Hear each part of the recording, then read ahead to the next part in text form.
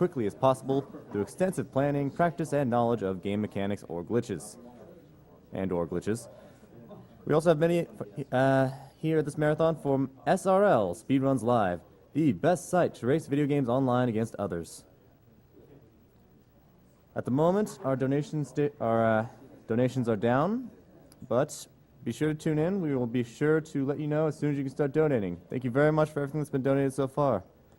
Just a reminder, be sure to promote the marathon with hashtag AGDQ2014. Since the schedule also happens to be down, right now is Kabuki Quantum Fighter by SMK.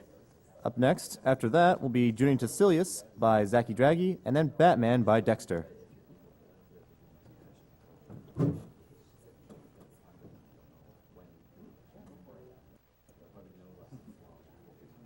And just a heads up, since we're not accepting donations right now, any prizes that would normally be cut off around now will be extended.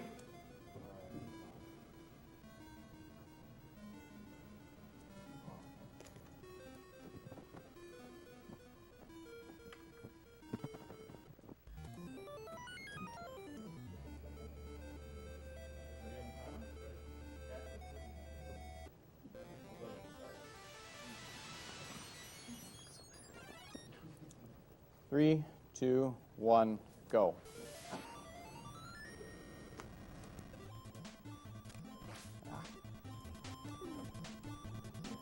Dragon Dark? Anything? We're all very tired right now.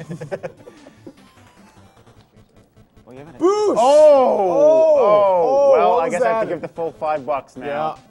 That was a frame perfect jump he just did. I taught it to him yesterday. I told him I'd donate $5 if he'd do 5 attempts at it.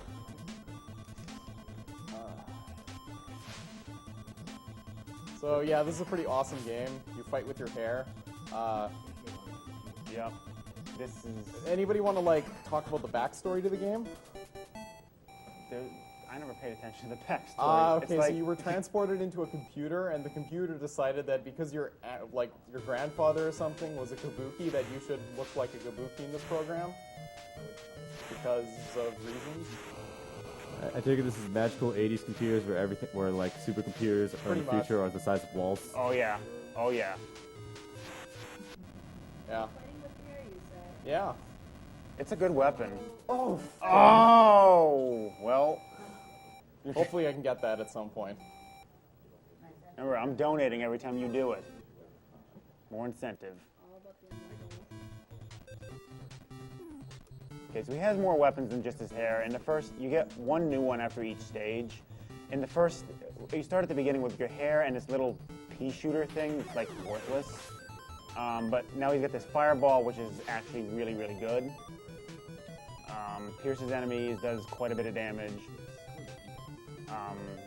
These jumps you're seeing him doing off of the water are... it alternates every other frame on how much speed it's going to give you. So sometimes it just won't give you the speed you need to clear the gaps you're trying to jump over. 163 is pretty normal. 164 is ideal. An interesting thing about this game is that you have like almost no downtime when you get hit and like tons of invincibility frames. So there's a lot of really funky damage boosting that you do. So health management becomes quite a bit of a thing all throughout the run. Oh man, wow. I can't believe I grabbed that thing. It surprised you.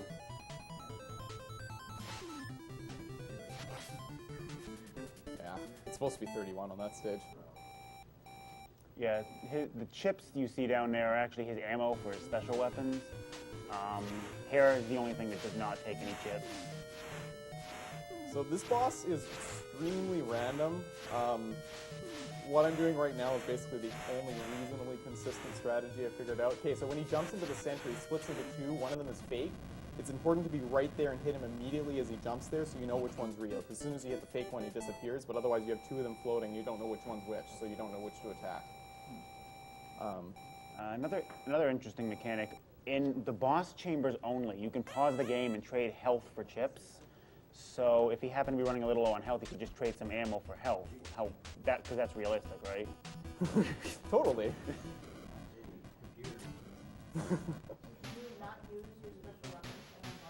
You can.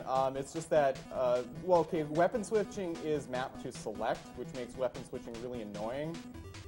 So as a result, I tend to plan a lot of my boss strategies around using like one weapon, so either just the hair or just some other weapon, just because swapping back and forth between them is kind of iffy. Oh, I missed it. Okay.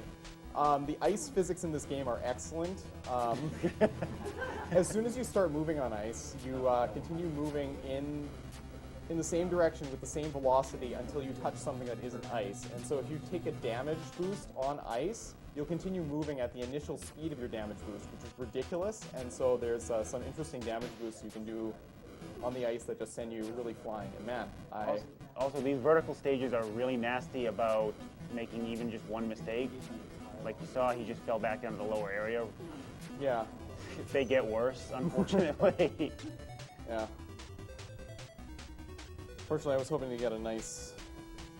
Don't worry, there's always 5-2. Yeah. There you go. It's off screen. It's on the other side of the screen. Oh, wow. Wow, I'm paying attention, I swear. Okay, I'll donate for that.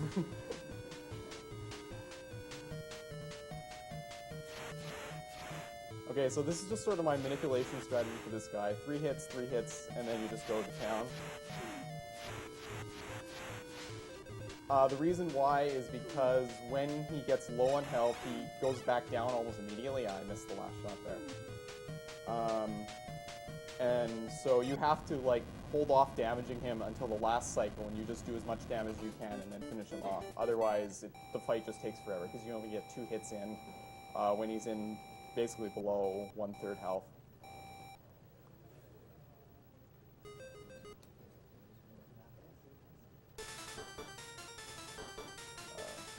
This music. Music is amazing. Yeah, so this stage is actually really straightforward compared to a lot of others. Yeah. It's got a few tricky jumps in it, but for the most part, it's... like that is not a tricky jump that I somehow managed to mess up. And those things start falling the frame you jump on them. Yeah. So you have to jump immediately if you want to get off. What was I going to say? So yeah, if you like this music, I think donations are still open for the NES remix. Yes, currently we can't take donations. Unfortunately, yes. But originally that was going to end after the first 48 hours. However, all donation incentives will be extended due to the lack of being able to donate at the moment. A big part of optimizing this game is the swinging. You'll notice that I'm sometimes not going, or I'm rather going too high for certain swings. Ideally, I should be doing like the minimal amount of like jump height I need. These two guys are guaranteed drops. The lower one is chip, the upper guy's health. Just because I made a couple mistakes there, I went for the health guy. It's slightly slower to go for the health guy, but yeah. I'm more concerned about surviving rather than time at this point. Yeah, and he actually needs to do some damage boosting on this boss anyway.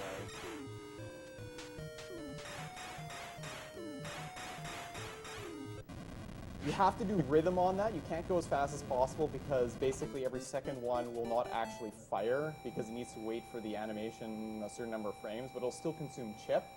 So you have to make sure that you don't spam mash. You have to do the specific rhythm.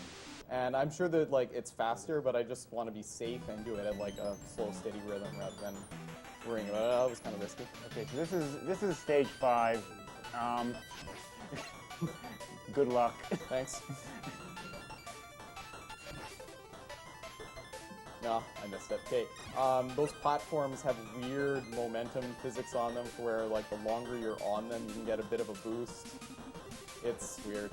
This is also the stage they introduced the 1 tile wide backwards moving conveyor belts. Oh god. So yeah, the conveyor belts in this game are really strong. Like they push you back a lot, and so it kind of makes these 2 last stages really frustrating. There we go. Redemption for the stage 4 mishap. You can not damage, you can take the invincibility frames from hitting that first spike, and it's too slow there. You can go under that one if you're fast enough, but I wasn't going to risk it because if you fall here, it's a 20-second loss. But the first one you can Minimum. make damage off of it, but I never got consistent at that for some reason. But small loss. Anyway, okay, Okay, so now 5-2. stupid vertical stage. This stage, they really did finish strong in some way or another.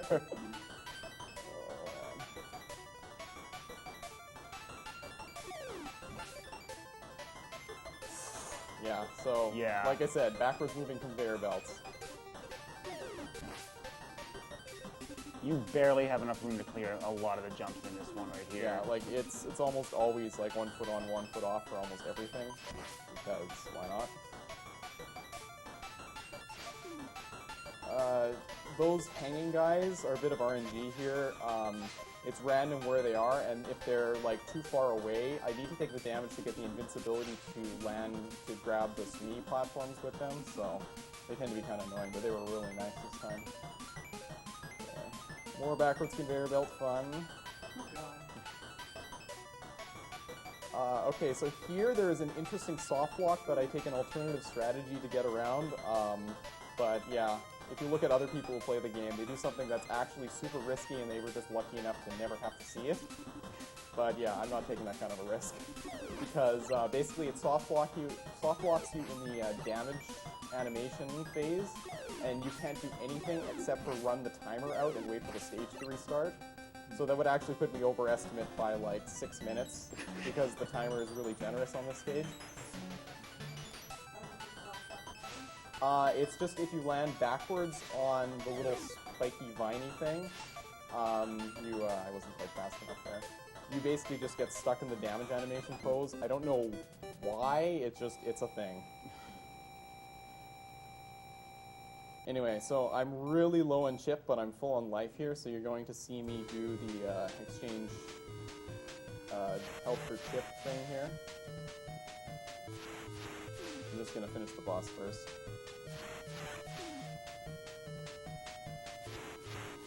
So yeah, past stage 2, the bosses become kind of straightforward.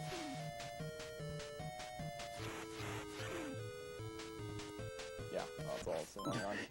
Anyway, so yeah, I think that should be good for chip and life. Hopefully. If not, then the final boss is going to be difficult. Yeah, so that boss just taught us all you gotta do to defeat a robot is just punch it in the head a few times. Yeah. Alright. So this last boss is really random. You'll see why in a moment. Or hopefully not. Let's see if it cooperates. Okay, so this is basically the fastest way to kill him, but his location of his head is not fixed. He can go back and forth, and if he doesn't stay in the right spots, you basically just can't hit him. He'll like move his head back a little bit.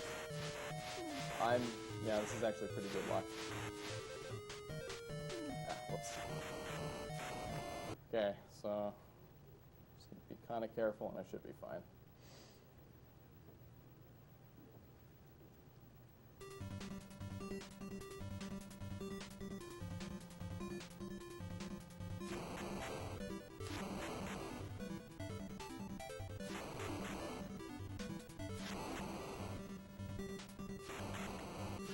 Oh man.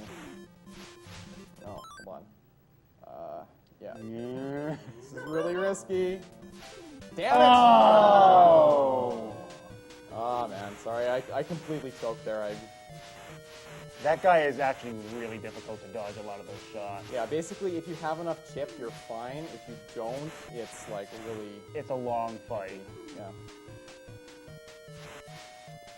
Oh my goodness. He is not cooperating now.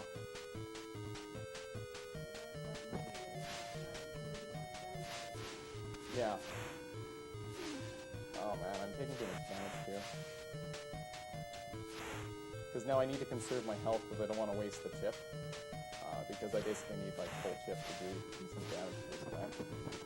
So yeah, like I said, if you don't have enough resources for this fight, it just takes forever because you need to play it stupidly safe. There we go. Okay, so now...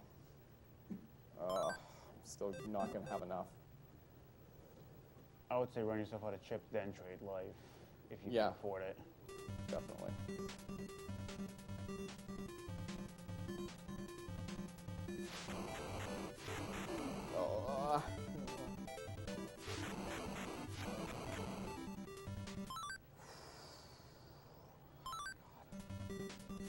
Oh, you missed. You got one hit on it.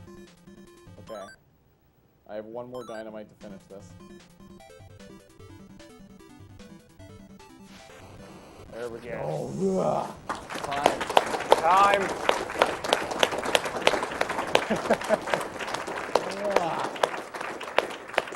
Yeah. So that's why it's very important to conserve chip and life in the final stage. I was a little bit too aggressive on the final stage and didn't go in with quite as much chip as I wanted, so. Oh well. What was the time? Yeah, no, it's terrible. Anyway, thank you for watching. Good run. I'm on the couch again for the next one. Alright, you just watched Kabuki Quantum Fighter by SMK.